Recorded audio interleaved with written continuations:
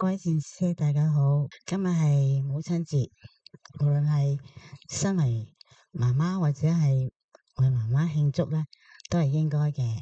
咁我哋而家咧就開始啦，因為時間夠。咁我哋先三稱南無本師釋迦牟尼佛，同埋開經偈啊！南無本師釋迦牟尼佛，南無本師釋迦牟尼佛，南無本師釋迦牟尼佛，無上甚深微妙法，百千萬劫難遭遇，我今見聞得受持，願解如來真實義。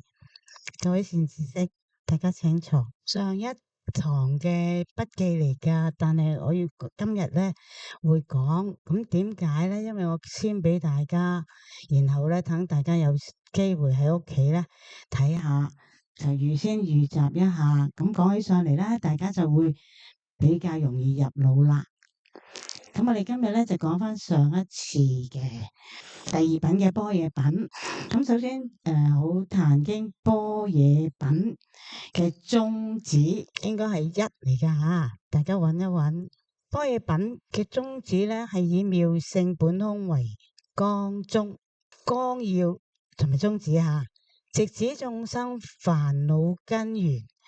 我哋有冇煩惱啊？有，所以咧係可以幫我哋咧。將呢個咩叫煩惱咧？基本上就係貪嗔癡慢疑呢五蓋。我哋成日講好似個煲蓋啊、鍋蓋咁蓋覆住我哋嘅本心本性。而家成日提嘅真如自性，更加用妙性、用本空，就係話根本係空嘅。咁點解空啊？一陣間你會聽落去就知咯。因為咧，佢又係緣生法嚟嘅。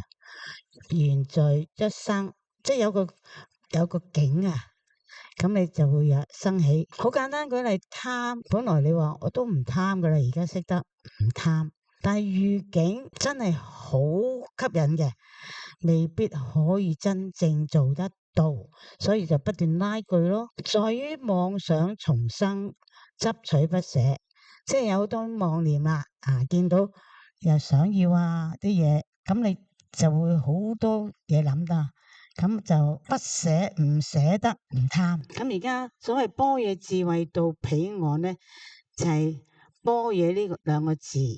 而之前你都講過啦，係大智慧到彼岸呢個般若。咁唔係只學識或者讀好多書，冇乜大關係嚟嘅，亦都唔係文字理論而係本具嘅覺照能力，即係我哋嘅覺性呢個能力需要依八正道修持。咁而家咧就恢復翻我哋想大家正面去面對咧最原本嘅。嗱，今日嘅第一張紙咧就係話俾大家聽敦煌本嘅六祖壇經啦。咁呢個係最早期咧，係六祖慧能大師咧，咁對佢嘅弟子門人，即係入室噶啦，弟子開示嘅。咁尤其是係以法海咧，就去結集咗佢，即係37年啊，可能跟咗咁耐啦嘅講經說法。咁所以咧，而家出現就係佢六祖慧能大師。經過由柴夫有緣去到黃梅子，就又叫雙峰子，即係兩個山峰喎，好特別。咁喺嗰度咧就遇上，就唔係遇嘅，佢自己去五祖弘忍大師座下咧去想學習乜嘢啊？五祖弘忍大師見佢嘅時候問佢：你想做乜嘢？你喺邊度嚟？佢話我係嶺南人啊。哇！嶺南佢就執住啦，南方嘅蠻夷想做咩啊？成佛咯，作佛啊嘛，咪即係成佛咯。咁就喺度即係故意咧就踩佢啦。咁樣都想成佛咁樣。咁其實咧佢唔係咁嘅心，唔係咁睇低人，而係咧測試緊佢嘅應對。咁而家咧呢章係大家要睇咧，後邊我哋講曹溪本咧，其實係最古本嘅敦煌本啊，就正確啲嘅一卷十品。咁當然而家我哋都係一卷十品中途咧，其他啲我哋唔理啦。睇元代1291年中寶禪師，佢係一個寺院嘅住持嚟噶，佢去修改嘅咧就係會加咗啲嘢，我哋上一堂睇到啦。咁啊有時加嘅嘢咧就有比較一啲畫蛇添足，所以我哋咧希望係跟翻敦煌本，咁啊其他嘅留翻大家睇咯。咁而家咧敦煌本嘅大家都好熟悉嘅六祖悟道嘅名句啊，大家都知啦吓。咁係咩啊？下邊咁你大家感受一下，平時嘅本來每一物何處惹塵埃係後來其實好早期嘅，咁就刪改成嘅。但係本身慧能大師講嘅咧就係咩啊？大家感受一下嗱，A 係佛性常清淨，何處有塵埃？B 先至係被刪改嘅，本來每一物何處惹塵埃。咁邊一個偈大家覺得貼切啲啊？你感受一下，係啦，好直接了當嗬，指出佛性根本就冇塵埃，因為佢係無形啊嘛，道道邊度有嘢擠喺度，冇一個實物擠喺度，咁點會有塵埃啊？係咪啊？有件物件喺度，張台好耐冇抹啦，就會好多塵埃。咁所以咧，大家就知道點解敦煌本唔經咁多人嘅修改咧，係比較原意啲㗎。咁我哋今日就睇翻，除咗呢一章簡簡單單交俾大家之外咧，就要睇翻上一次派俾大家嘅講緊般若品嘅宗旨。咁啊，第二段咧，我哋話妙性本空，即係本心啊，心性，我哋嘅本心本性。咁啊，講咗點解係空咧？遇緣咯，又係出現翻，因為緣生緣滅啦，所以唔係恒常唔變嘅實體。你話我哋嘅心係咪時時都會有時就話，哎呀，我今日唔去啦，因為母親節唔嚟啦，唔上堂啦。一陣間你話唔係幾好喎，聽少一堂又唔知點算喎，咁又嚟喎。咁呢個係咪大家都有嘅諗法啊？時時都係 yes 有 no，yes 有 no 喎。咁所以咧，呢個就係緣生緣滅啦。呢個係佛陀嘅看家本領嚟嘅，緣生性空。咁啊，所以喺我哋講話原始嘅佛教裏邊咧，諸法因緣生，諸法因緣滅，都係後來嘅緣起偈。我佛大沙門常作如是說。咁原本咧就係此有故彼有，此無故彼無，此生故彼生，此滅故彼滅。呢幾句咧就係原本嘅解釋緣生緣滅啊。咁因為咁樣，所以話自性啊，我哋嘅本心本性係無自性。咁啊，跟住下一句叫做無自性故空。有乜嘢咧？你唔需要多講解，講兩呢兩句出嚟咧，就已經係好重點講咗。意在說明呢個心冇固定不變嘅自體，即係自己嘅本體唔係固定不變嘅，念念遷流，境來即應，境去不立。咁即係話你遇到個境，你就會生起一個念頭。等下境去咗咧，你會可能個念頭又取消咗，所以佢唔係常，亦都唔係斷嘅，係緣起嘅實相。緣起就係緣生緣滅，呢個係實相，唔單止呢一樣嘢，而係概括所有嘢。所以我哋成日同大家講，你睇《妙法蓮華經》咧，成日都提一個名詞啊，四個字：諸法實相。咁大家都冇結果答案嘅喎。諸法實相喺妙法蓮花經，你睇晒成本咧，你覺得佢係講乜嘢？諸法實相係咩啊？冇講到出嚟，冇答案喎。咁大家知唔知係乜嘢啊？諸法實相咪好簡單，俾個字就係空咯。咁空唔係可以概括一切喎，咪就係緣生性空咯。緣生條件因素啊，個緣咁啊，因係主要嘅原因，緣咧係輔助嘅條件，係咪啊？好似舉例花，點解有啲花最重要嘅主因係點解？邊一樣？嗱，大家要諗噶咯，我已經曾經講過提過咯，種子啊嘛，冇種子點樣生咧？咁呢個係主因啦。咁除咗主因得啲種子，你擠去冰箱度，佢會唔會生啊？唔會，佢要點啊？掂到水啦，即係有啲水滋潤，佢會生一啲芽啊嘛。咁啊抽枝發芽咯。咁但係抽枝發芽咧，佢未必長得大喎。佢要太陽俾佢食物喎。呢個就係咩啊？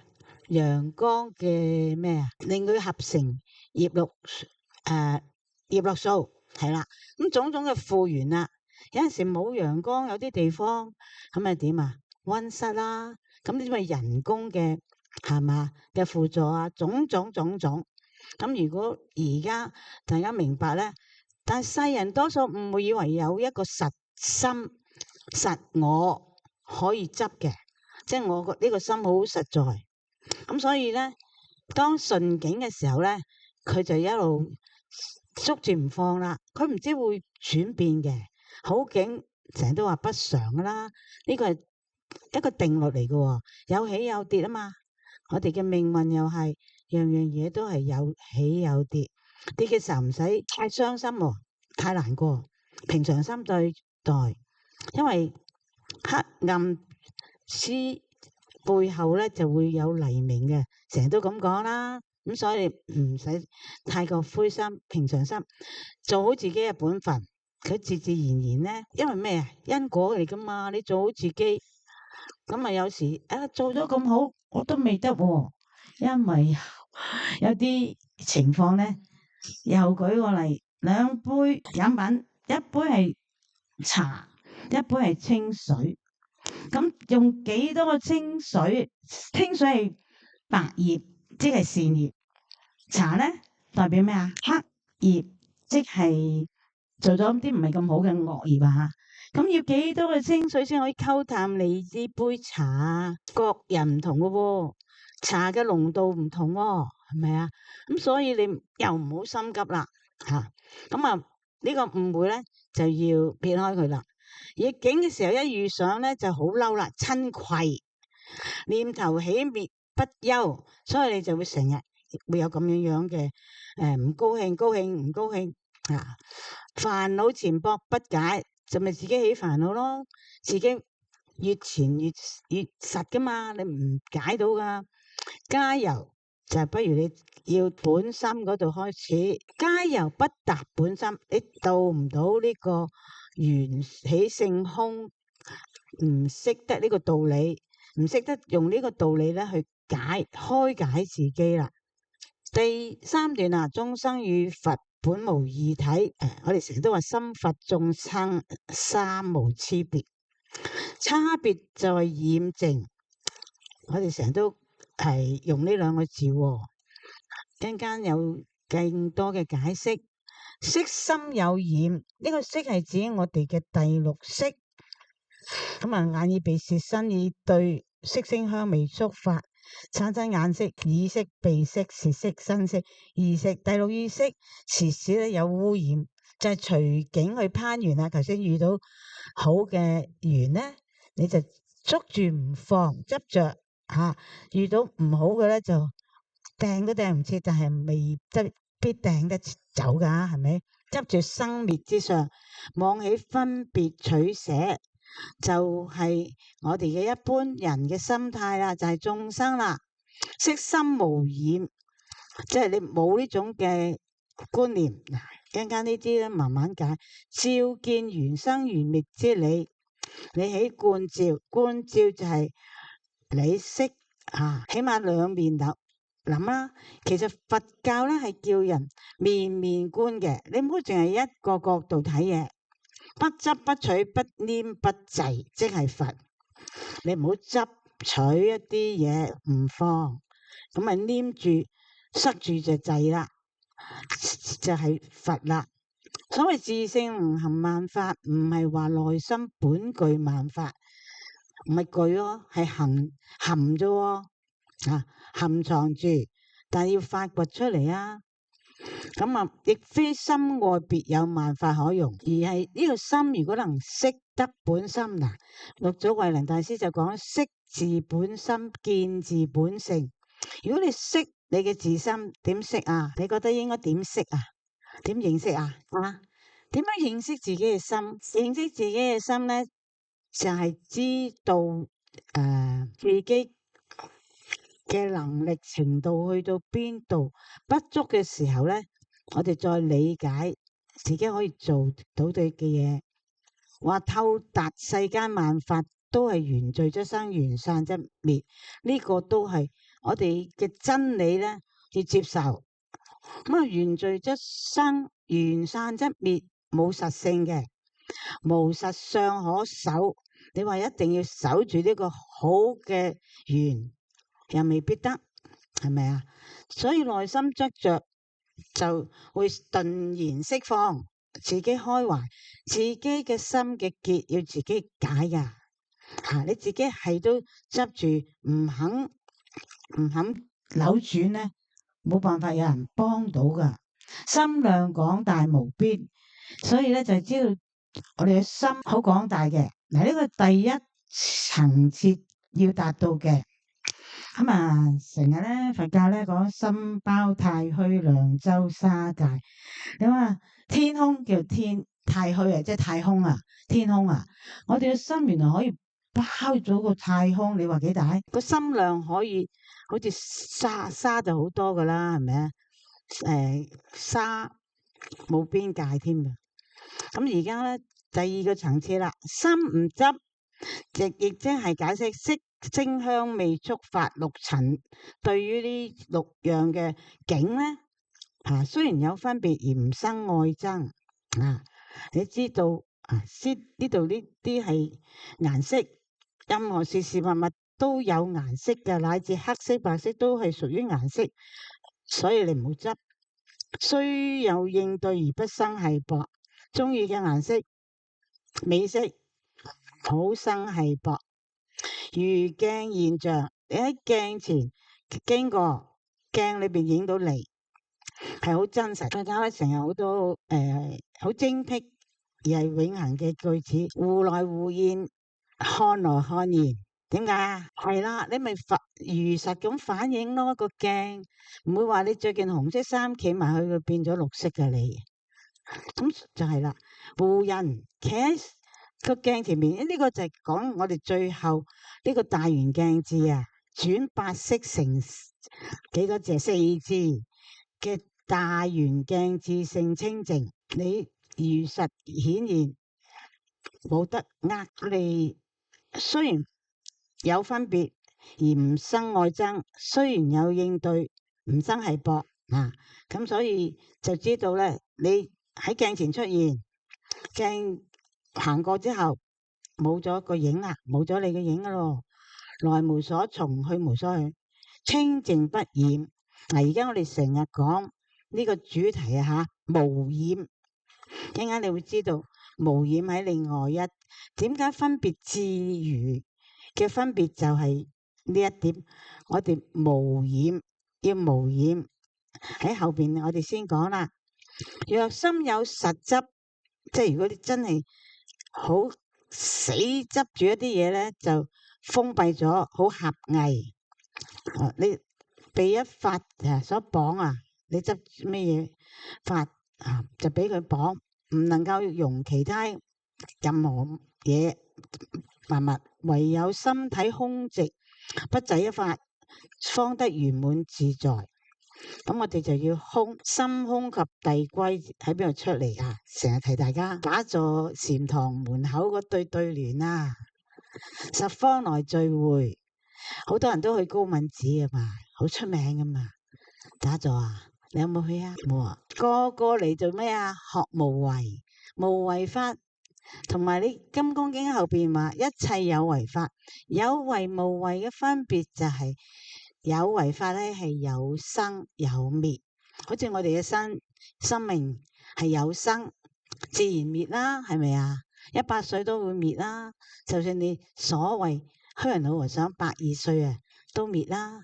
咁所以一切嘅有生有滅就係有為法，無為法咧就不生不滅嘅。摩耶嘅全體啦，最後一段全體大用咧，不外乎就係咁啦，要破除我哋嘅妄想執着痴迷，顯緣起性空之理，就係咁簡單啫。你認識緣起，因為佢本性係空嘅，緣聚則生，緣散則滅，咁咪後邊滅咯。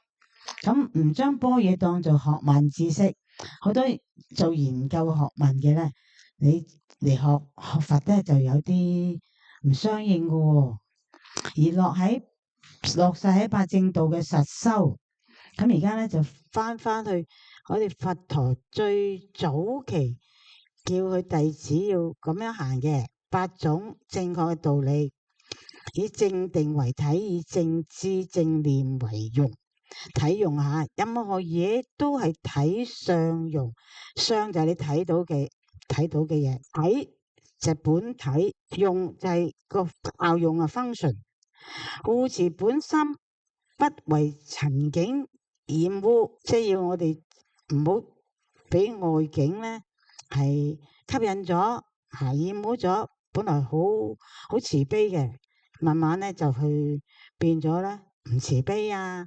或者咧，唔會感受人哋嘅痛苦啊，唔會諗住出手幫人啊，諸如此類啊，感染咗唔啱唔好嘅嘢咯。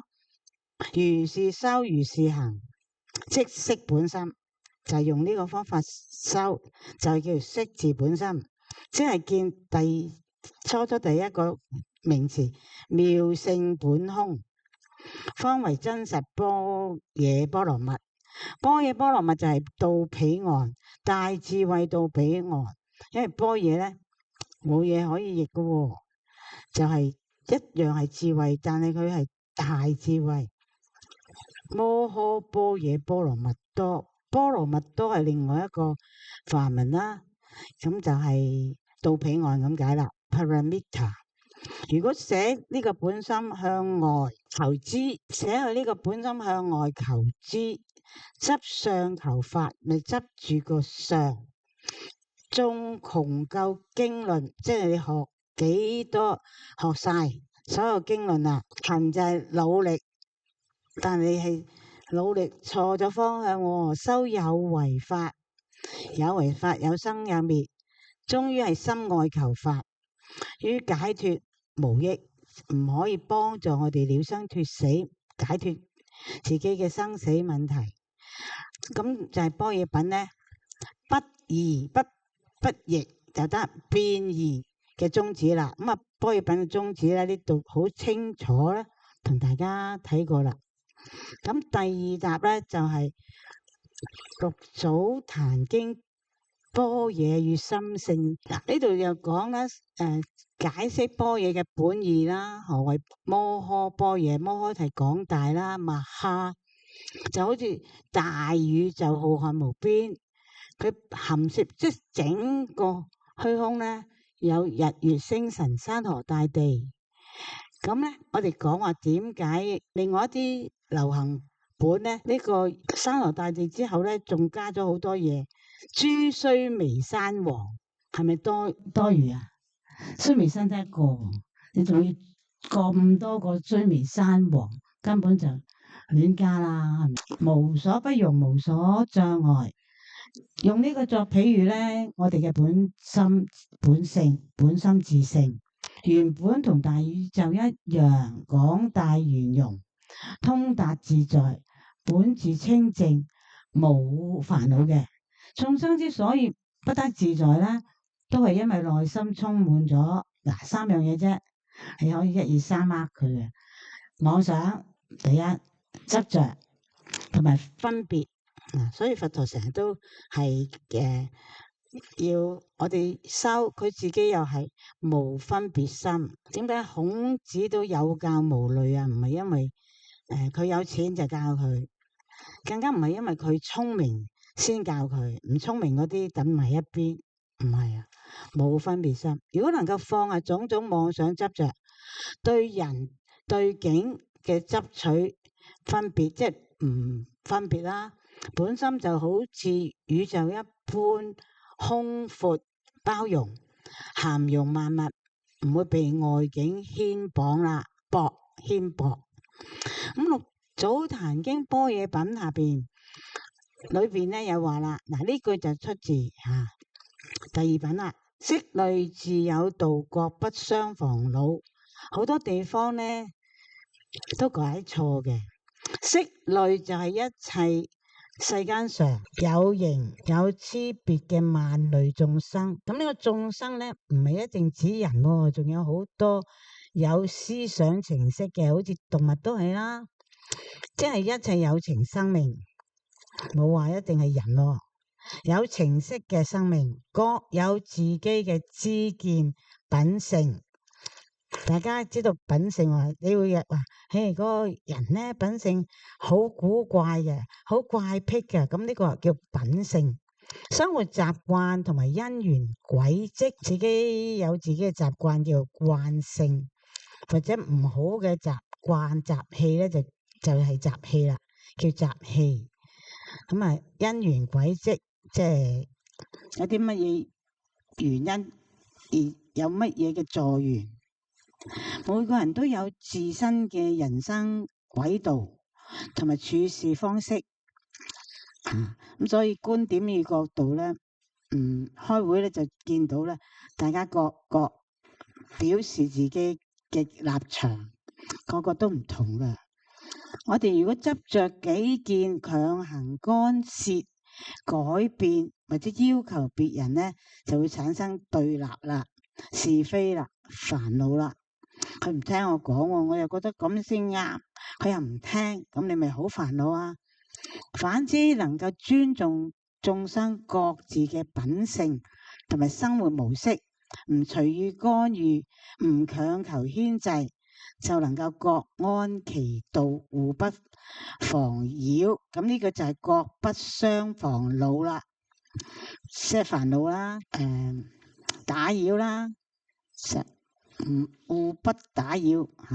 你有你嘅生活方式，我尊重你嘅生活方式。般若就係咁樣一種自性大智慧，自性就係心性本性能夠化解世間煩惱。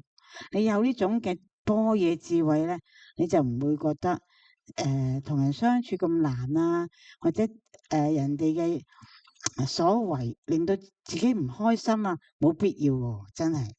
好多時你就會覺得，哇，佢咁唔啱，咁唔啱，咁你數落冇用噶。你對方直接數落嘅時候咧，對方咧就會好難受，一定會反抗，唔反抗咧都唔會接受，係咪啊？咁所以咧，我哋就係 let go，由得佢自己咁做咯，係咪啊？佢碰釘都冇辦法噶，係咪啊？你講咗好言相勸，佢唔聽，咁咪由得佢咯，係咪啊？或者佢從錯誤中學習到咧，係咪啊？咁所以我哋咧，止息內心紛擾能夠止息內心紛擾，之所以為大智慧到彼岸。而想要證得呢種般若智慧咧，要透過修持八正道先能夠成就。咁而家咧，我哋就會睇八正道啦。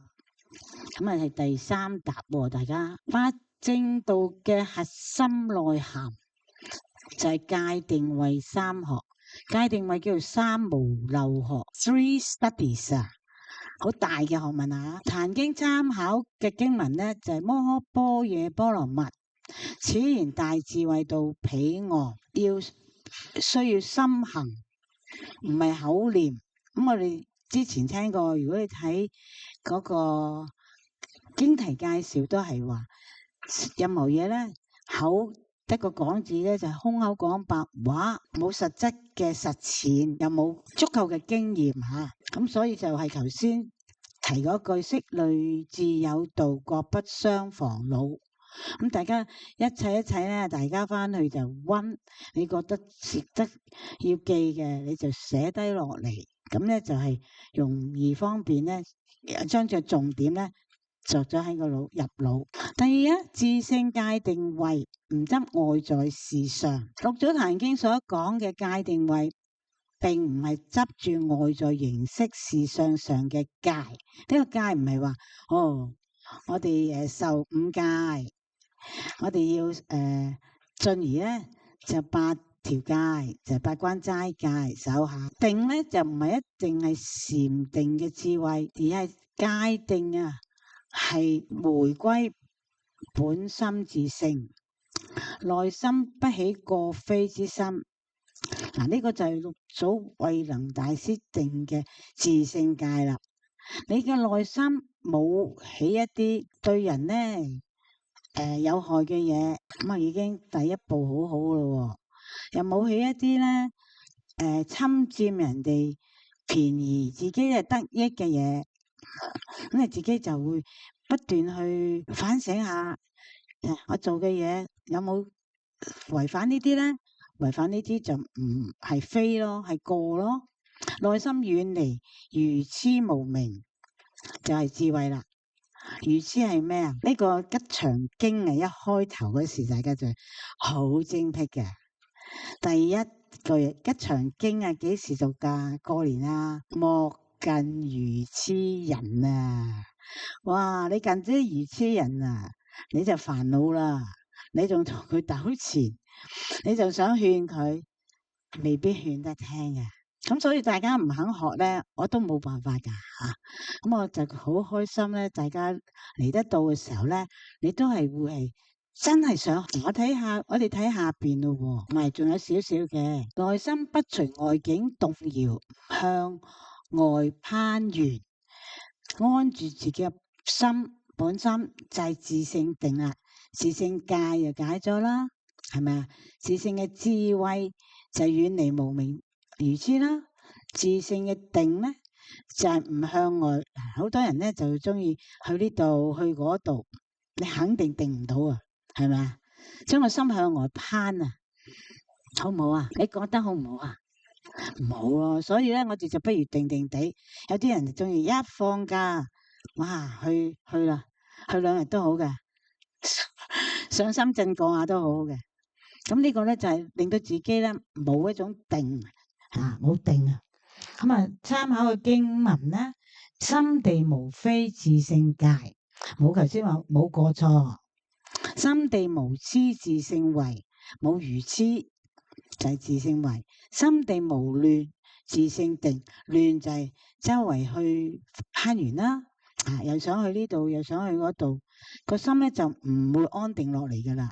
今日知道數下過2日就放假啦，就計劃定去邊啦，約人啦。第三，迷悟之別，邪見同埋正見，上根同埋下根。邪見同埋正見，你睇下眾生迷悟嘅分界啊，存在於呢個存咧就未必一定係啱嘅，應該係嗰個另外嗰個存在個人見地啦。你自己嘅睇法，迷失本心嘅人咧，執着呢個好大嘅錯誤。常樂我淨喺邊度出現噶？常樂我淨涅槃經啊，大般涅槃經啊，以不常為常，係咪啊？以咧苦為樂啊，無常就係我哋嘅生命有無常嘅，你想掌握都掌握唔住嘅。樂以苦為樂就係哇，啲人咧好中意打麻雀個48圈咧，樂此不疲，佢唔覺得苦，唔覺得辛苦啊，佢覺得好快樂。咁呢個係咪顛倒啊？4顛倒。我咧，我邊度有我啊？我哋係4大假合體，就算呢個呼吸啊，一口氣不來啊，都一面烏鋪噶。咁邊度有我咧？呢個係無我嘅一個好好嘅表現。4種虛妄之常，所以大般涅槃經稱呢個做四顛倒，而墮入邪見。呢個邪唔係一定咧，即係邪惡嘅邪，而係唔正確嘅見解。通達自性嘅智者咧，頭先就係迷啊嘛，眾生嘅迷。智者咧，了知世間無常，諸行皆苦，諸法非我嘅真實實相，而安住正見。正見一陣間我哋就睇八正道啊，第一個係正見。執持邪見嘅人咧，就屬於下根下智；安住正見、明了實相嘅人，就係上根上智嘅人。咁我哋就睇下喺經文參考裏邊咧，前念迷即凡夫，後念悟即佛。咁呢個就好快啫，前念後念嘅啫，係事物嘅一體兩面嚟嘅。好似你點解快啊？隻手打開隻手就掌嚟噶，掌。咁你一揸埋幾快，係變咗一個拳頭咯。咁呢個就係事物嘅一體兩面啦，係咪啊？你迷一轉變，即刻就係悟嘅啦。咁啊，前念着境，點解迷咧？你黏着啊，我中意嗰啲嘢啊，遇到呢啲啊，譬如識啊、見識啊、起心，你得唔到，你又煩惱；得到咧就俾佢呃咗你啲錢，咁呢啲都係煩惱。後念離境即菩提，菩提就係覺咁解啦。Body。咁而家咧再繼續係呢一個題目啊，第四，智者與疑者，知行合一，同埋口說不行。口說不行就係內心唔肯去實踐奉行。知啊，我乜嘢都識晒啊，但係我唔去實踐，又唔去依教奉行，咁知有咩用啊？係嘛？知等於唔知。有智慧嘅人能夠知行合一，明白義理，更加能夠落實喺身心修行當中。愚痴嘅人呢，就淨係會口裏邊講佛法，但係內心唔肯實踐奉行。法門所講嘅無念，嗱、這、呢個無念就成日出現啦，大家要記啦，並唔係咧枯木死灰，即係有啲木頭咧枯晒嘅啦，冇生命噶，或者啲木咧燒成灰燼啦，咁啊更加唔會再着到火，咁啊乜嘢都不思不想，冇思念唔想嘢。咁啊，冇思念係咪就係叫無念咧？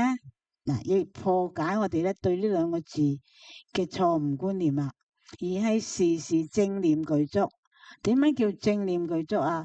時時正知。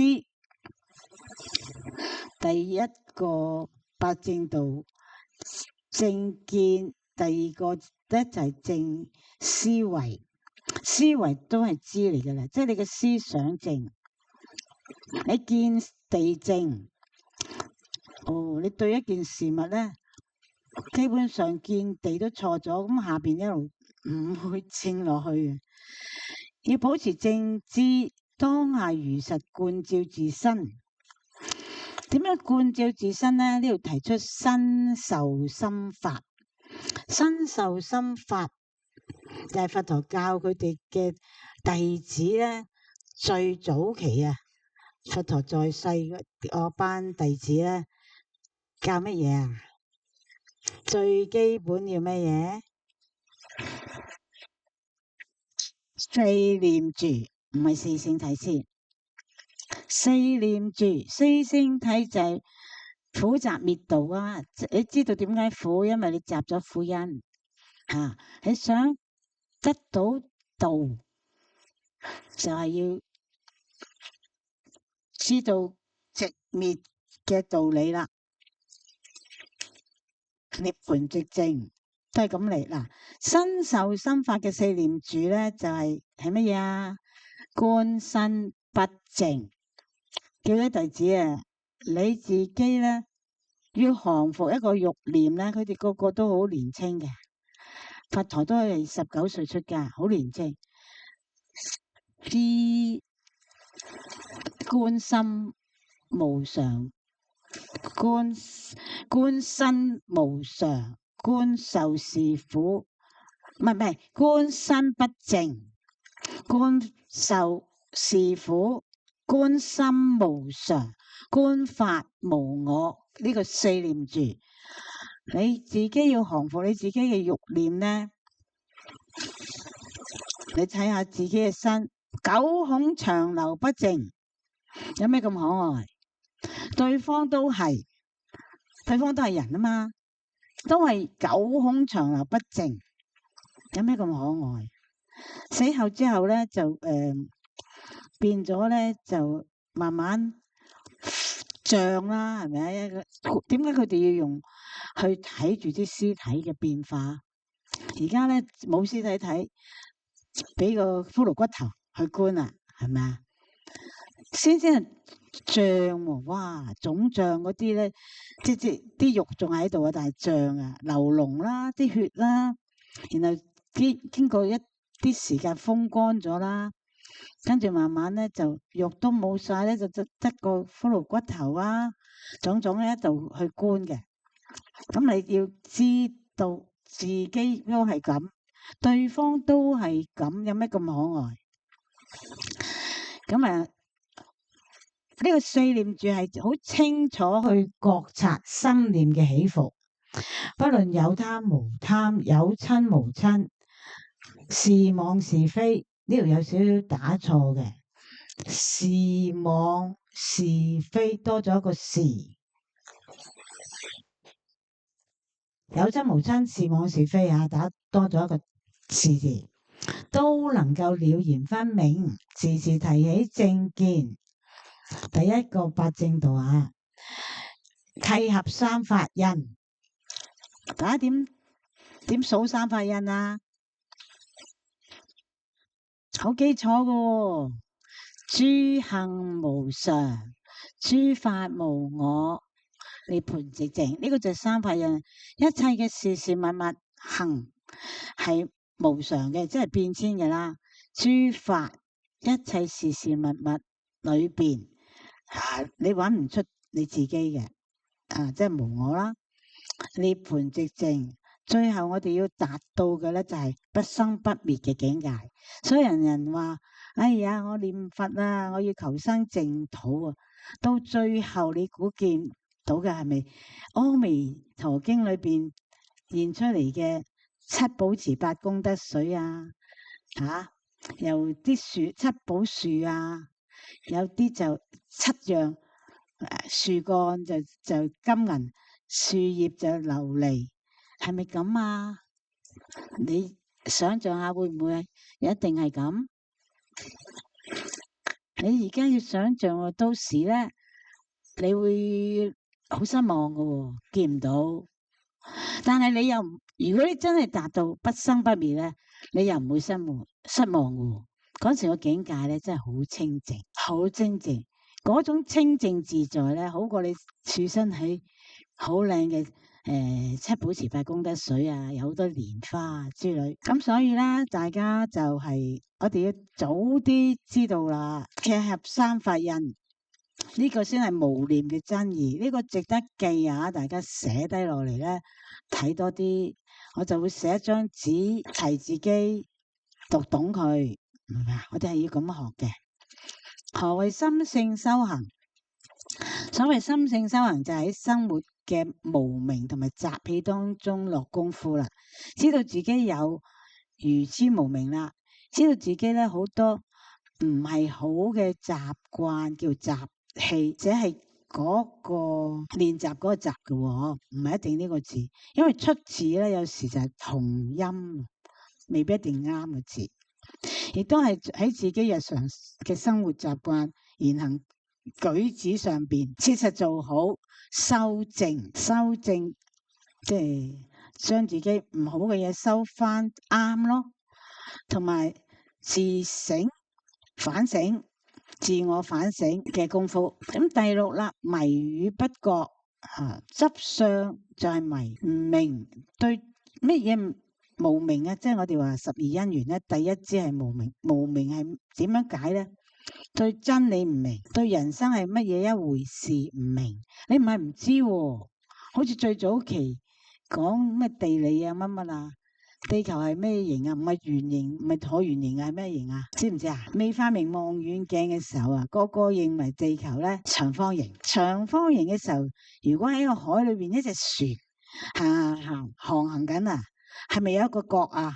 咁我有冇跌到落去直揼咁啊落？唔係啊嘛，咁所以啲人就去觀察啦，喺海邊睇住一隻船就嚟入呢個海啊，越嚟越近，未泊岸嘅時候係先見咩啊？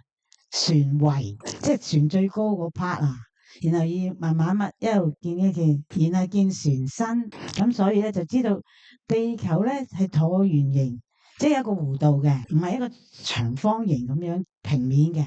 咁呢啲下問要係望遠鏡嘅發明先至可以咧，將我哋啲謎解咗嘅。世間一切萬物謎咧就係頭先講常樂我淨係虛妄嘅，你又迷喎，執住喎，咁就係迷啦。迷同覺嘅分別，呢個迷亦都係不覺啦，唔能夠如實覺知自己身心活動，唔能夠通達當下嘅因緣法。即係不覺，當下就即係現兜兜喺度嘅因緣法，諸法因緣生，諸法因緣滅。我哋遇到不論好嘅緣，唔好嘅緣咧，唔係偶然嘅噃。你覺得係唔係啊？唔係啊，不過我哋睇唔到啫嘛，係咪啊？你都要接受，逃唔甩嘅。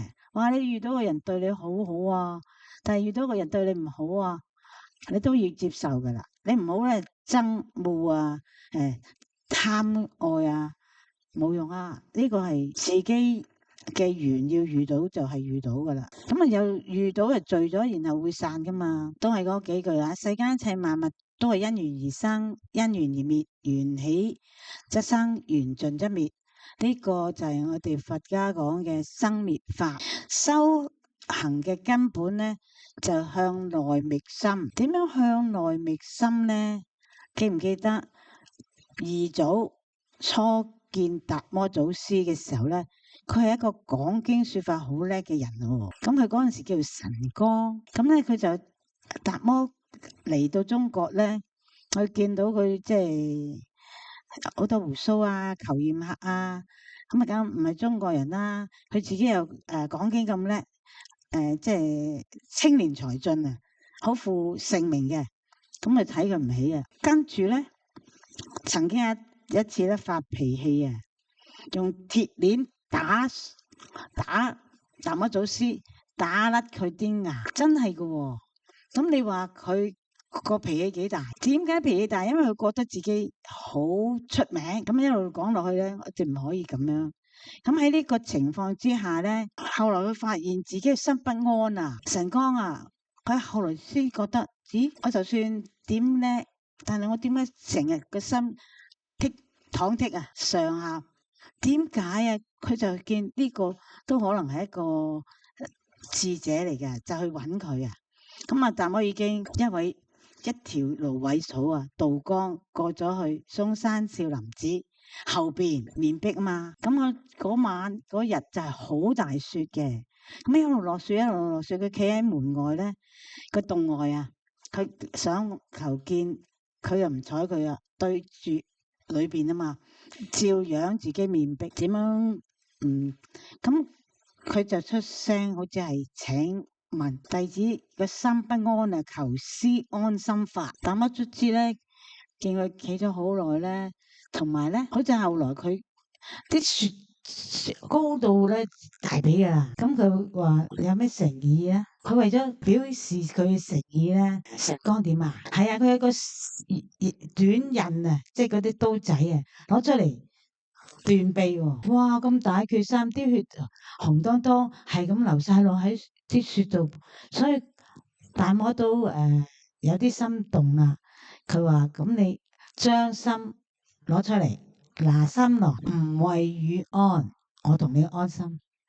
咁佢就喺度揾啦，揾極都冇嘅。良久咧，佢就答啦：覓心不可得。我揾唔到嘅，點解我揾唔到自己嘅心嘅？咁啊，大摩就話唔以謂如安心境，我已經同你安咗個心啦。咁呢個就係話佛法係喺心裏邊覓，何勞心外更求法，向內覓心嘅。古德就係咁樣話俾我哋聽，修行亦都係個根本啦。咁我哋睇八正道啊，八正道與六祖壇經嘅無相三學正見吓，正見就係通達三法印啊。頭先講諸行無常，你知道樣樣事事物物都係唔係永遠係咁噶，係變遷噶。諸法無我，喺一切事事物物裏邊，你點可能揾到一個我呢？四大假合體，一口氣不來，都已經一命嗚呼啦。涅槃寂靜係要求我哋要達到不生不滅嘅境界，明白世間一切現象都係遷流變化，冇永恆不變嘅實我，唔執着個表象，即係唔係執個表面嘅睇法啦。又唔係於世俗嘅邪見，邪見即係唔正確嘅見解，多得很啦，係咪啊？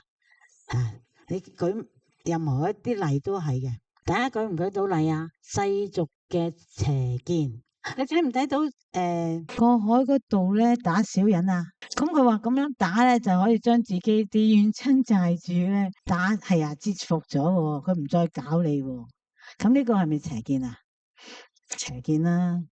咁所以咧，而家我哋就要自己有正見啦。生活上嘅實例就係對人情得失際遇榮枯，即係個際遇好就榮華，孤樹相榮啊！呢個名詞啊，有常無常，孤樹相榮，出自邊度噶？佛陀涅槃之前，佢去到一個地方，應該係嗰度就嚟起咗個嗰啲山丘咧，涅槃城。即係一個嗰啲丘，咁佢喺嗰度嘅時候咧，就有啲唔舒服啊，因為佢受最後嘅一個收佢做弟子嗰個叫順陀佛陀嘅供養，點嗰啲嘢咧就係可能係腐爛，佢食咗佛陀就肚痛肚餓啊，咁啊借住呢個情況咧，佛陀就往生。咁佢未嘅時候咧，佢係瞓低啦，唔舒服啊嘛，瞓低可能係。即係叫做拖住佢個臥肢嘅情況啦，咁然後咧就係一棵樹、兩棵樹中間啱啱個位置可以瞓喺度嘅，有常無常，孤樹相榮，就係呢度嚟噶啦。咁啊，你睇透事物，你嘅際遇榮枯、人情得失都係無常變遷，唔執着一時成敗，一時嘅成或者一時嘅敗。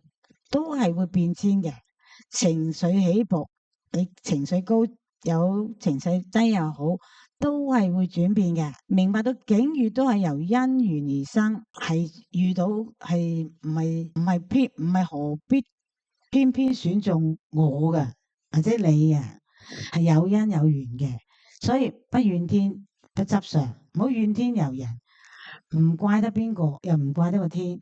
第二個正思維，內心時時存正直清淨嘅意念，意念其實就係思維啦。意啊，意呢個字啊，念頭啊嘛，就係你嘅思想啦，思維啦，遠離貪嗔，唔好咧，即係有呢啲煩惱起啦，貪心、嗔恨、嫉妒、怨恨、分別與計較。呢啲就係你對人咧有一個就好啲，大細超啊，分別心啊，嗰個人咧即係奉承你，你就對佢好啲；嗰個人咧請你食嘢咧，你就對佢好啲。第二個唔睬啦，咁呢個唔得噶。呢個咧就係我哋有分別心，佛陀成日叫我哋唔好有分別心。重點係如理作義，如理即係合情合理嘅思維，你嘅思想要合情合理，如理作義。依佛法正理去思考，所以就遠離貪嗔嫉妒嗰啲啦。佛法嘅正理嚟噶，唔好貪嗔痴，唔好妒忌，唔好怨恨，抉擇正法。佛法嘅正理，用嗰個正理去抉擇，決定自己做決定，唔起惡念啊，唔開心唔中意嘅時候就起個惡嘅念頭就更加重，更加唔好。不懷偏執，時時保持平等同埋善嘅心念。咁呢個就係如理作意。咁啊，對照嘅經文呢，就喺第三講又有思量一切惡事即生惡行，思量一切善事即生善行。喺生活嘅例子啦，我哋睇下，遇到事唔隨便係跟住情緒胡思亂想，有時咧啲嘢唔順手咧，你就會諗下點解會咁噶？點解我又做咩嘢啊？嗰啲又搞我啊，又唔順我意啊！即係呢啲係胡思亂想啊，冇嘅，天冇搞我哋，係我哋咧。有時我體會到啦，你修行有啲成績嘅時候咧，係你自己要過關，就係過呢個被磨難嘅關。如果你咧一嚿飯咁，你都遇唔到嘅。咁係咪好開心啊？原來我要遇過關噶，即係話你而家收緊嘅嘢咧，係有啲見功夫啦。依照無常，唔好胡思亂想啦，因果嘅道理去冷靜思辨，即係自己冷靜啲諗下點解會咁咧？或者你會諗出真正嘅原因，你就更加開懷啦，解開你嘅心結啦，不憑主觀好惡妄加判斷他人。主觀咧，中意唔中意呢個係你自己嘅主觀，哦，你將佢去判斷人哋咧，始終係一啲錯誤嘅判斷，怪錯人啊！不鑽牛角尖，不滋生無謂嘅煩惱。有啲嘢咧就偏偏找骨頭，豆腐裏邊揾骨頭咁就鑽牛角尖。牛角你估係咩角啊？又考大家，一隻牛嘅角啊？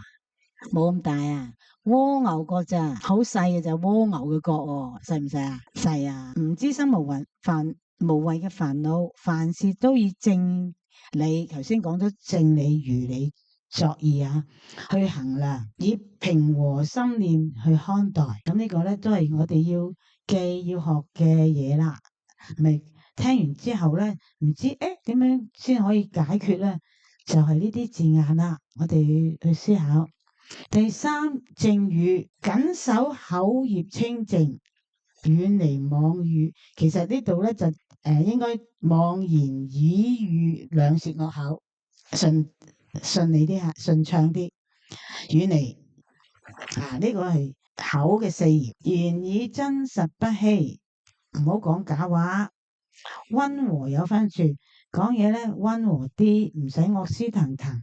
因為一句說話你溫和啲講出嚟，人哋容易啲接受。惡屍騰騰咧，未必受到人哋接受。明知你講得啱啊，但係佢都好難接受喎，係咪啊？咁所以我哋不如就將佢改變一下，不譏諷傷人。有啲就係要講啲嘢咧，都要單打翻下人，咁咧就不必要吓。咁我哋以後就會小心啦。六祖壇經嘅經文對照咧，心平何勞持戒，行直何用參禪。咁呢個咧係第二個無相頌，就喺第三品疑問品後邊吓。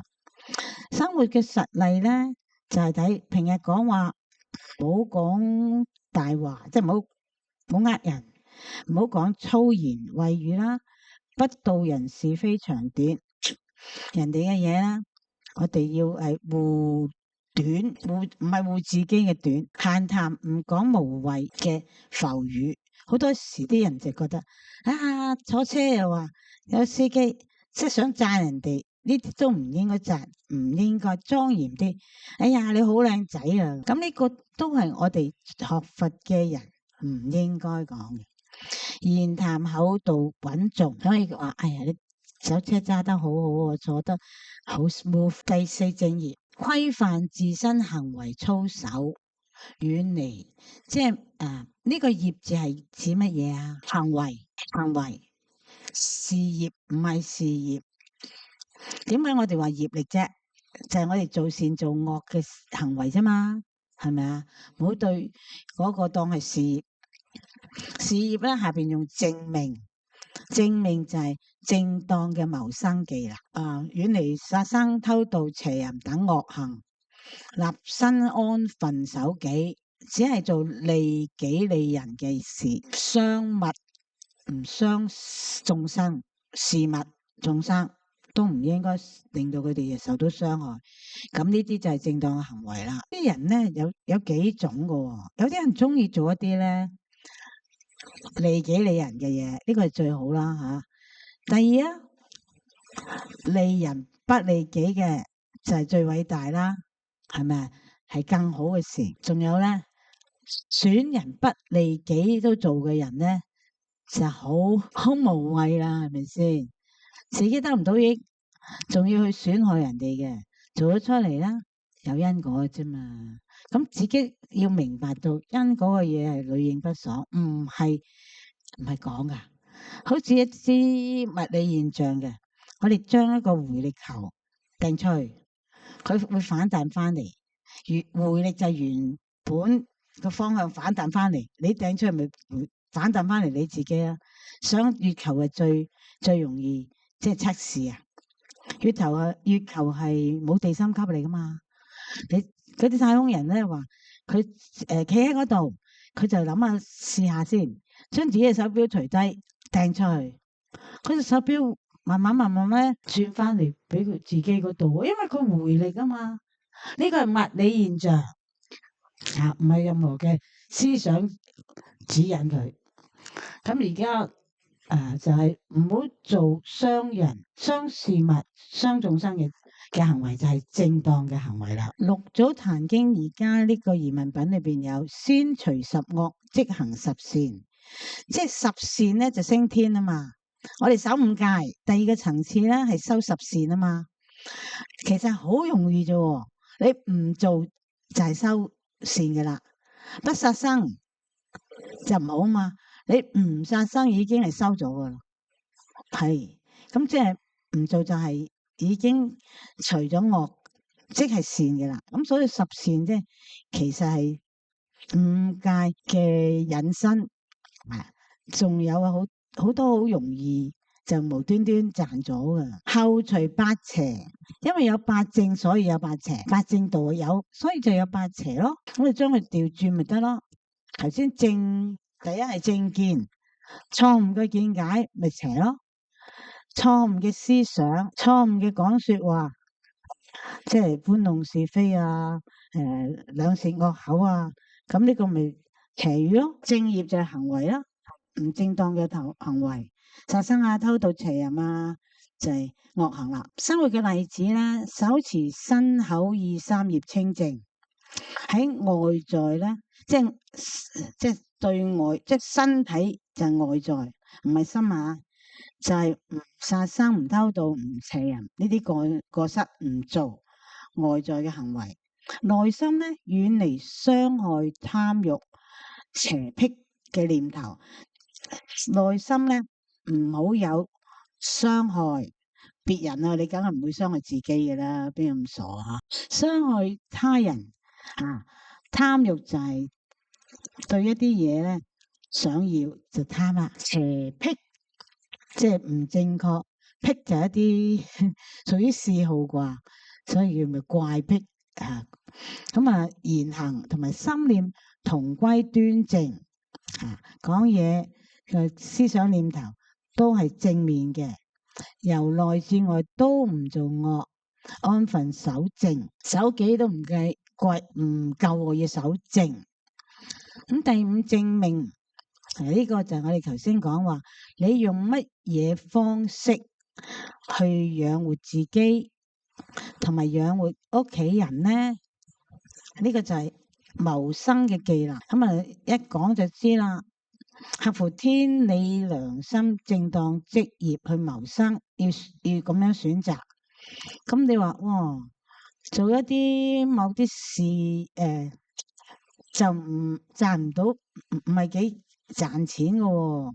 咁啊就做其他嘢咧，譬如劏豬、劏牛啊，喺屠場話賺多啲錢喎。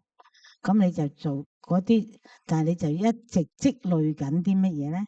係啦，殺業即係但係傷害自己嘅，要還報嘅，咁係會係一個明智之舉嚇。欺詐即係呃人嘅，咁啊而家咧就好似少咗好多。前一段時期咧，幾年前咧，泰國好多人咧就將第二啲地方嘅人咧就販賣到去泰北，然後咧就係禁錮咗佢哋，要佢哋打電話翻去俾屋企人啦。你揾10個屋企人電話裏邊要話求救啊，叫佢寄錢嚟。梗係你夠10個啦，好辛苦先揾到10個。傾話唔得啊，100個喎，哇！一個人點樣揾到100人啊？咁啊，卒之都係無了期，你揾唔到啦，咁啊點啊？劏咗你，將啲內臟攞去賣，又將屍咧抌咗落海，真係噶喎！我哋喺報章度睇，哇！而家4大家族，咁啊呢個一定會受報嘅。咁啊啲唔受現報咧，佢將來仲還得更加慘。賣假藥、賣假嘅嘢，惑世害人嘅行業，迷惑世人、誘惑世人。大家諗唔諗到咩行業啊？黑神變鬼啦，賣嗰啲毒品啦。早期就大麻，大麻都唔夠毒啦。而家啲軟性藥品啦，對啲年青人好吸引。食咗咧冰啊咩嗰啲啊，就即係飄然啊！但係一路加深加多嘅食咧，對身體好大傷害。就算吸煙都係啦，政府嗰時影咗相，本來好地地年青，點知變咗凋謝嘅玫瑰花，就係咁啦。不以曲藝手段謀取利益，即係為咗自己多啲得到利益處啊，即係利啦。你就係用呢啲上面講嘅，都係唔啱嘅。六祖壇經裏邊嘅對照經文就係、自性內若平直，即是出世修行。咁出處就喺當我哋讀原文嘅時候會讀到生活嘅實例咧，憑自己嘅勞力、手藝、專業、正當工作導入，自己係可以有力嘅做一啲就算辛苦嘅工或者有手工藝識嘅，咁咪用呢啲又可以冇咁辛勞嘅工，有專業嘅知識，咁你又可以用嚟作為工作，唔好做黑心生意，唔好設局騙人。哇！而家咧個手機成日都有啲呃人嗰啲嘢，以正道安心立命。第6啦，正精進，時時自我警覺啦，反省啦，勤於斷惡修善。有惡咧就要斷啦，要改啦，要做啲對人有利嘅斷業啦，革除自身惡習，養成清淨善念。修行咧唔好懈怠，即係我哋話學佛修行啊，懈怠即係懶啦，放日咧就係撇下啦，不半途退轉，學下又冇嗰個恒心咯，因為好嘥時間啊，有好多嘢都要自己經歷去學習，冇乜嘢係不勞而獲嘅。六祖壇經經文嘅對照就念念見性，常行平直，道如彈指便見彌陀。咁呢度咧就舉例，即係好方便啊！咁所以咧呢個正精進咧有啲地方叫做方便正方便。咁點解用正方便咧？佢就係覺得呢度一彈手指108000里啊，你都可以即刻去到極樂淨土，就係見到阿彌陀佛啦，每日同你說法啦，呢個都係一個向往啦。我哋要去過先知道嘅生活實例，察覺自己發咗脾氣起貪嗔執着，即刻反省，收翻呢個心，唔好發脾氣。發脾氣咧，對自己都冇益，對人係更加會造成傷害。日日約束身心修善改過，唔係咧3日熱2日冷，知唔知咧？即係一日打魚，幾日要織網，咁即係隔咗就冷卻咗噶啦。咁所以咧正精進咧要提醒自己唔好話今日偷懶下啦，咁辛苦好攰，咁可能咧1日2日之後咧就變咗唔做噶啦，我哋啲功課唔做噶啦。第7正念個念頭啊，頭先咧就叫咗大家啦，之上寫得好清晰呢個正念頭。咁呢度簡單啲講咧，就係時時對保持內心清明覺照，念頭情緒外境生起嘅嗰一刻當下咧，就好清楚自己知道，唔好被雜念妄想去牽引咗，唔好被外境迷惑迷失。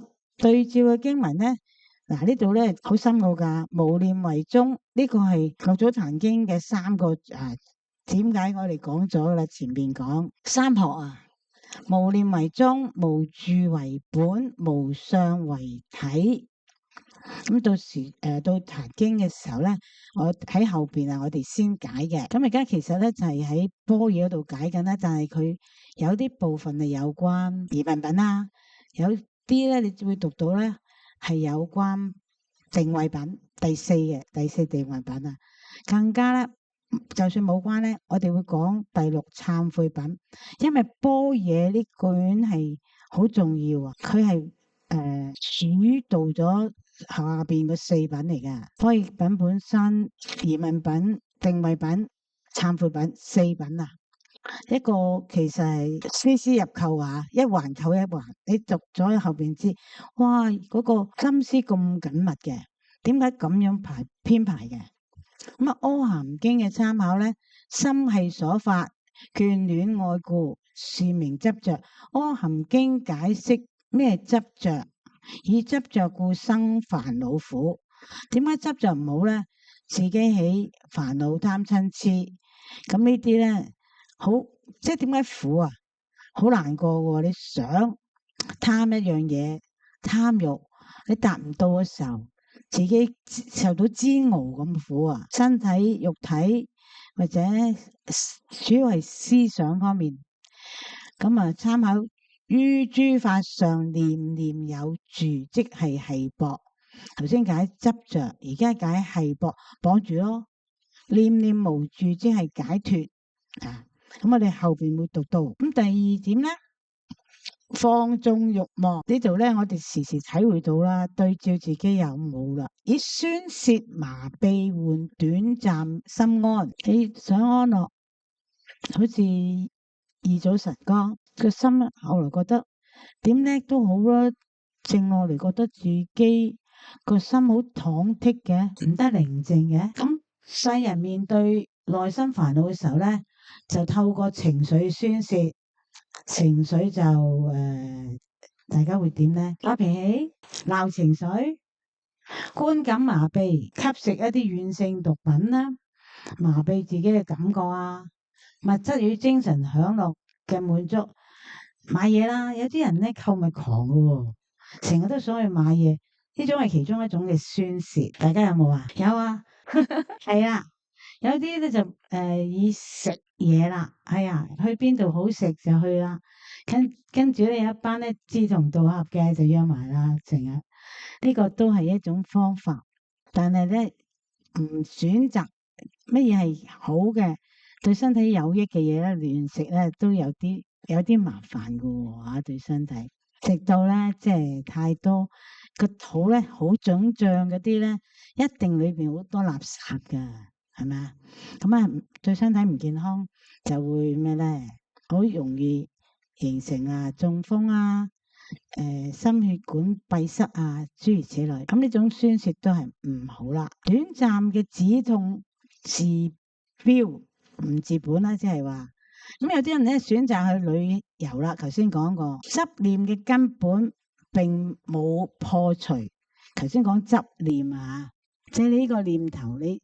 固執咁樣堅持住，你唔知講乜啦。嗱，執念嘅根本冇破除，咁啊，吸食軟性毒品唔係解決方法，咪就係根本就係冇解決唔到，反而越係依賴外在嘅享樂，越精神麻醉，越食軟性毒品越多，對身體危害好大，心性越發難以安穩，因為已經慣性咗啦。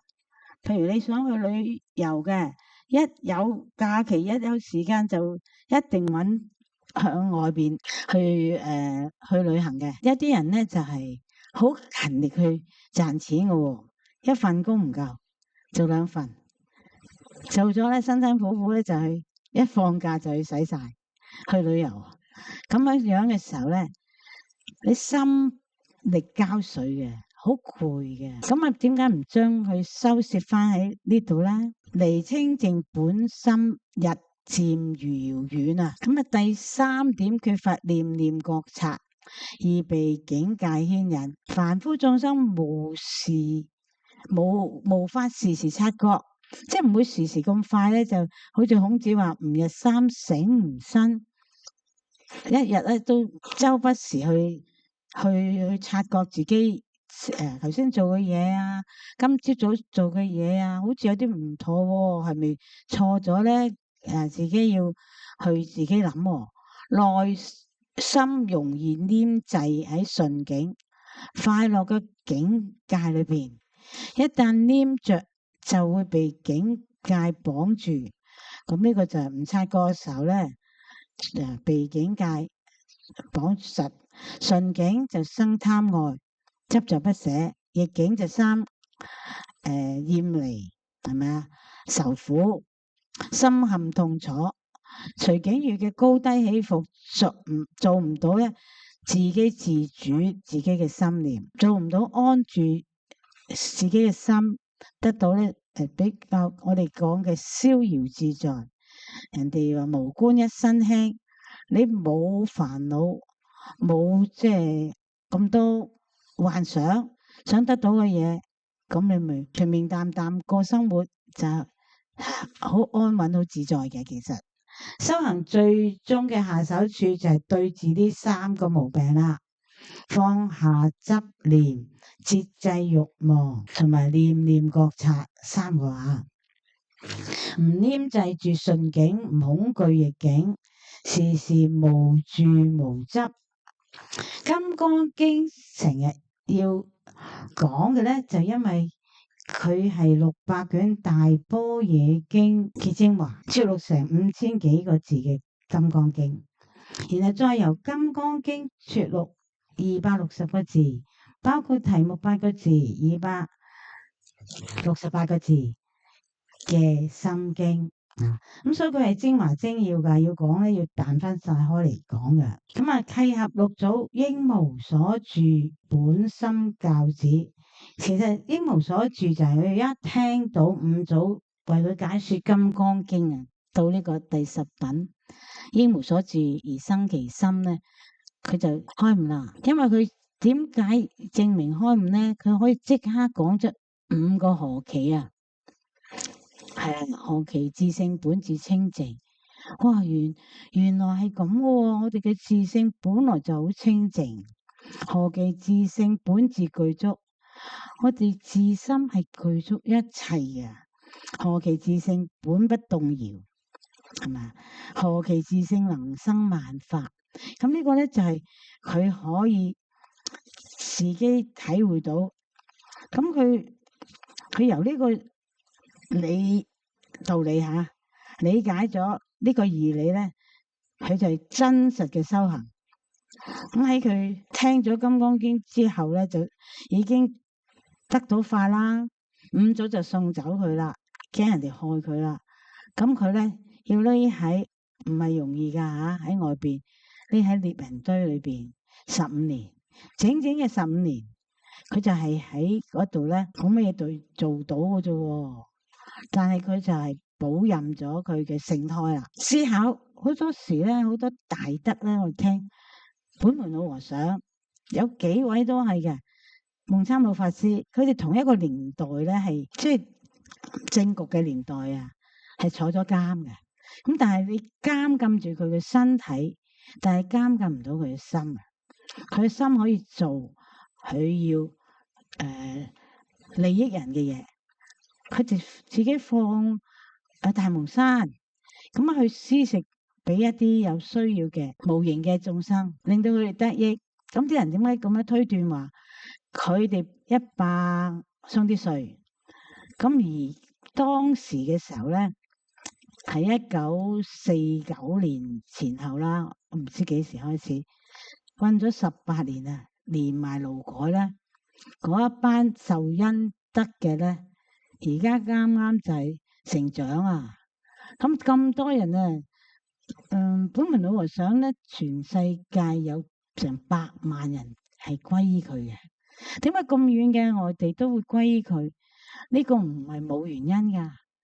咁所以咧，佢哋真實修行，真正達到咧知行合一。佢唔係知道呢個道理，佢係付於呢個實踐行動，明心見性咯。咁我哋睇一章咧，叫做學佛修行嘅人，要先咧看破放下人我。呢個係你最後冇 mark 嘅，應該係第6章啦，最後嗰章嚟。要放下人我高下分別之心，咁啊又係即係重新係會提示我哋嘅呢啲，唔好執着自己啱，人哋錯，唔好攀比高低，爭強好勝。自己知道你可以覺得自己應該咁樣，應該做好嘅，唔好話同人比較，覺得人低啲，係咪啊？咁呢個咧就如果係有咁嘅覺得，你就會覺得叫做慢啦，有慢過慢，你勝過人一啲，你就覺得咧勝好多，吸引，你就會覺得爭啲啲咁多啫，好叻咩咁樣嘅感覺。咁嗱，呢度壇經上面咧有個好精辟嘅對比，嘅譬如啊，塵勞是如別。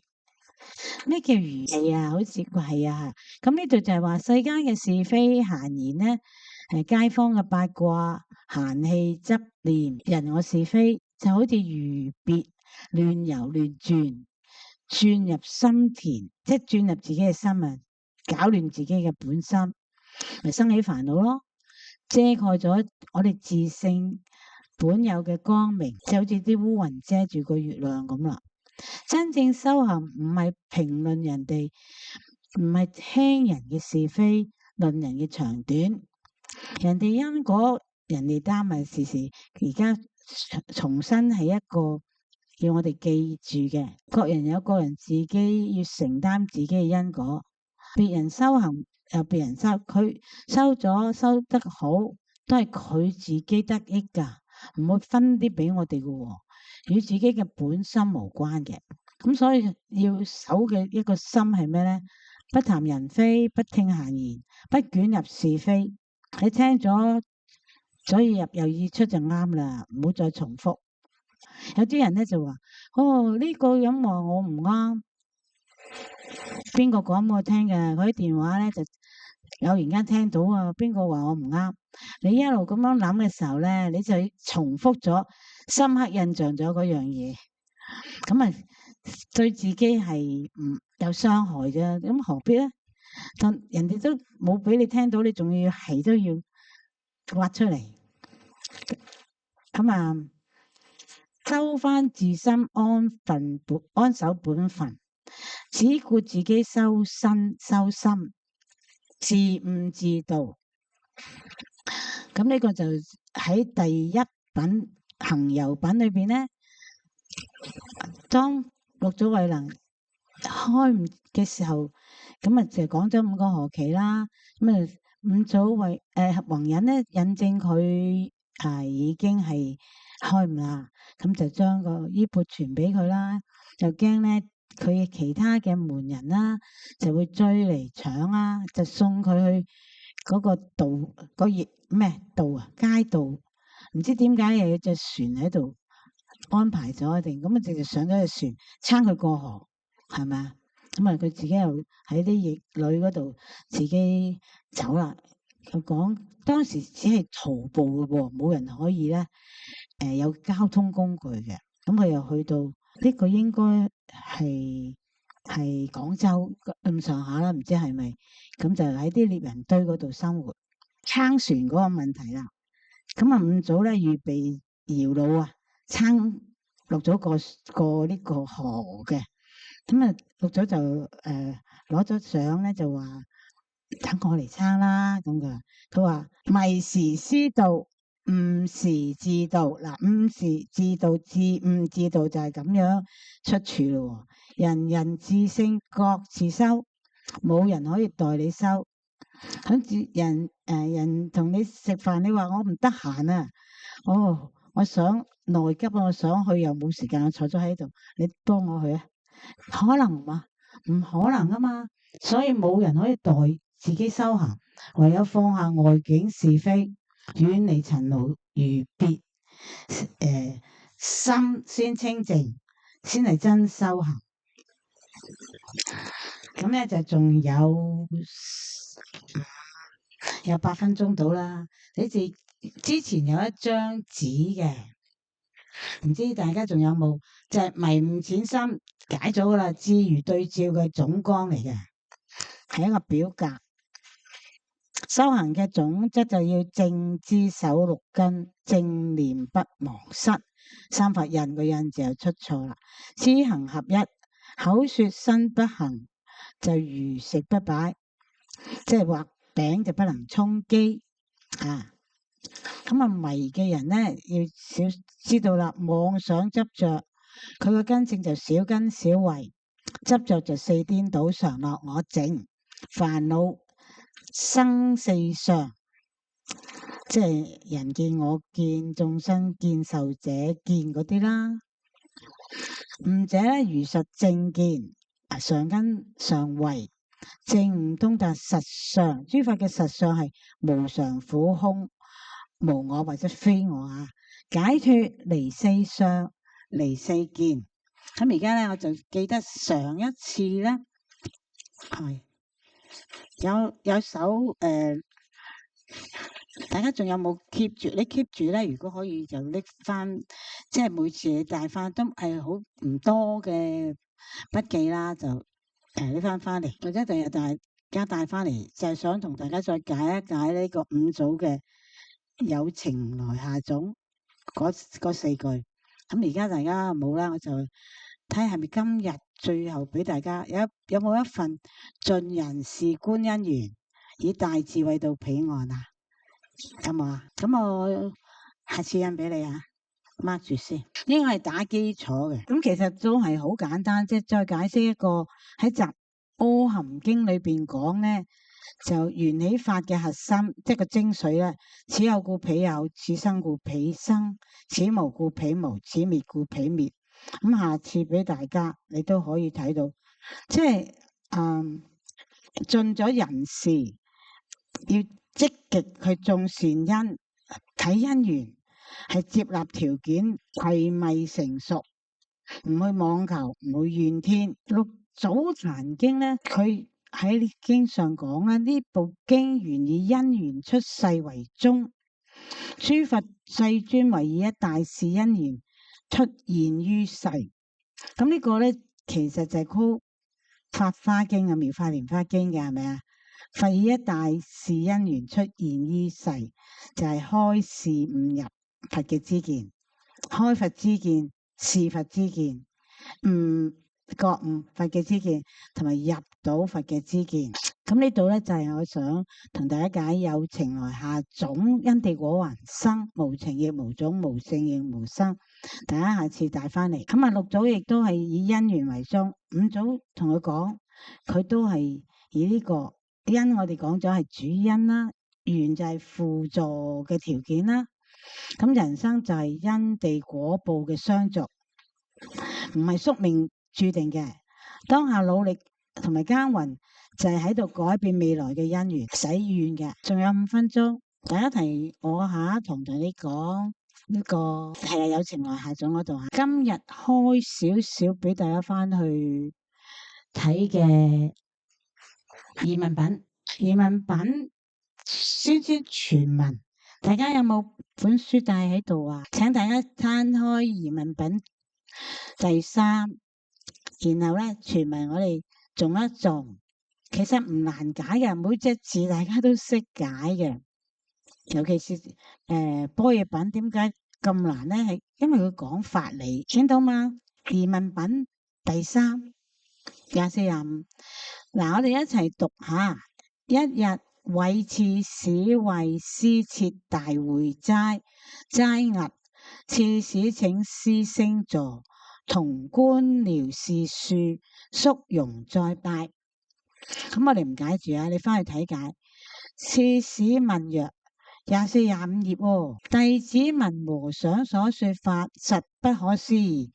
你講嘅嘢咧，好微妙，好不可思議。今有小兒願大慈悲，特為解說，專情為我哋解答。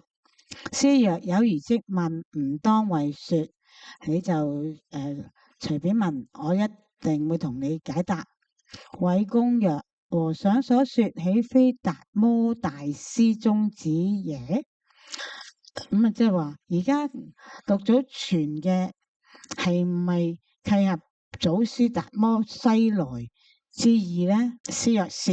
咁啊，韋刺史啊叫韋公啊，頭先弟子聞達摩初化梁武帝，帝問：朕一生造寺度僧，布施設齋有何功德？達摩言：實無功德。弟子未達此理，願和尚為說。跟住咧就再去。師曰：實無功德，勿疑先聖之言。武帝心邪，不知正法，造寺度僧，布施設齋，名為求福，不可將福變為功德。功德在法身中，不在修福。梁武睇先，見性是功，平等是德，念念無際，常見本性真實妙用，名為功德。咁下邊呢仲有啲解釋啦，內心謙下是功，外行於禮是德，自性建立萬法是功，心體離念是德，不離自性是功，應用無染是德。自性緣行萬法，本源為功，心體遠離妄想雜念為德。若修功德之人，心即不輕，常勤普敬，心常輕人，吾我不斷，即自無功德。自性虛妄不實，即自無德。頭先係無功啊，而家無德。刺史又問：今時世人皆念西方，願生淨土。嗱，其實咧有兩個疑問啦。呢度上邊就係一個就問功德嘅問題，下邊嗰個咧就問淨土嘅問題嘅。咁我哋咧就唔讀啦，因為夠鐘又唔想阻大家啦。咁啊，我哋下一堂咧就係17號，17號啊，17號即係下個星期。